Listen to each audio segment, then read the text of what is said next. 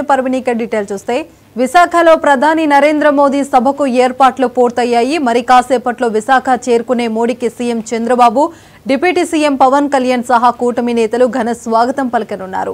2 లక్షల కోట్ల పైచిలుకు అభివృద్ధి సంక్షేమ కార్యక్రమాలకు ప్రధాని శంకుస్థాపనలు చేయనున్నారు. ప్రధాని విశాఖ పర్యటనకు సంబంధించి మరింత సమాచారం మా రీజనల్ కోఆర్డినేటర్ కిరణ్ అందిస్తారు.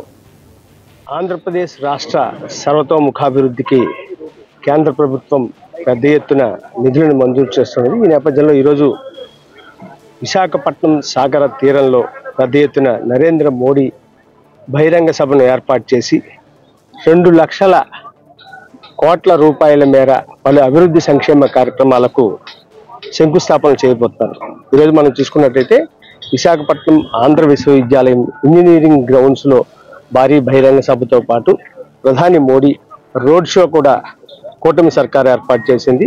ఈరోజు సాయంత్రం 4:30 గంటలకు ఢిల్లీ నుంచి ప్రత్యేక విమానంలో విశాఖపట్నం ఐఎన్ఎస్ డేగాకు చేరుకునేటువంటి ప్రధాని మోడీకి ఆంధ్రప్రదేశ్ ముఖ్యమంత్రి నారా చంద్రబాబు నాయుడు, డిప్యూటీ సీఎం పవన్ కళ్యాణ్ సాదర స్వాగతం పలకనున్నారు.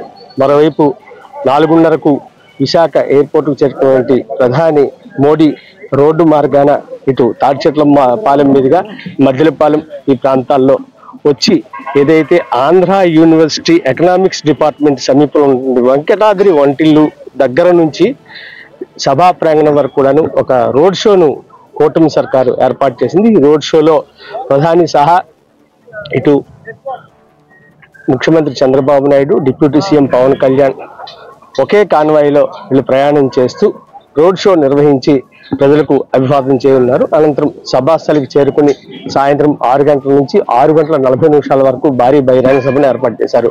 మనం ప్రజెంట్ ఆంధ్ర యూనివర్సిటీ ఇంజనీరింగ్ గ్రౌండ్స్లో ఉన్నటువంటి సభాస్థలి ప్రాంగణంలో ఉన్నాము.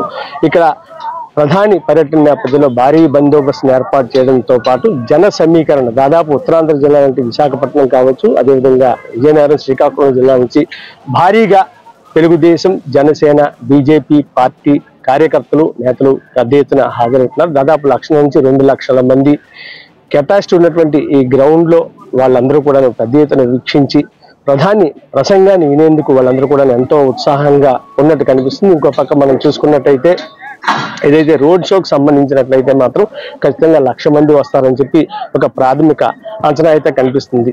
నాకు తెలిసినంత వరకు అధికార పార్టీ ఉన్నటువంటి ప్రధానులందరూ కూడాను ఈ రోజు వరకు కూడా ఎక్కడ రోడ్ షో నిర్వహించిన పరిస్థితి అయితే లేదు.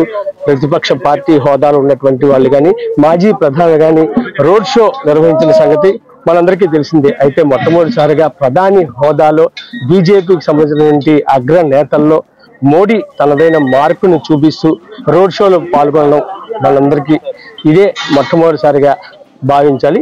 అయితే ఇంకో పక్క మనం చూసుకున్నట్టు సెక్యూరిటీ ఆస్పెక్ట్స్ లో మాత్రం పూర్తి స్థాయిలో అన్ని కూడా చర్యలు తీసుకోవడం జరిగింది. ఎక్కడ ఎటువంటి అవాంఛనీయ సంఘటనలు కానీ, భద్రతకు సంబంధించి కానీ పూర్తి స్థాయిలో క్షుణ్ణంగా పోలీసు యంత్రాంగం పరిశీలిస్తూ దాదాపుగా 5,000 మంది పోలీసు బృందాలు పెద్ద ఎత్తున ఇక్కడ మోహరించున్నాయి. 36 మంది ఎస్పీలు సహా రాష్ట్రం నలుమూల నుంచి కూడాను వివిధ స్థాయిలో నుండి అధికార యంత్రాంగం అంతా కూడా ఇక్కడ ఉండడం జరిగింది.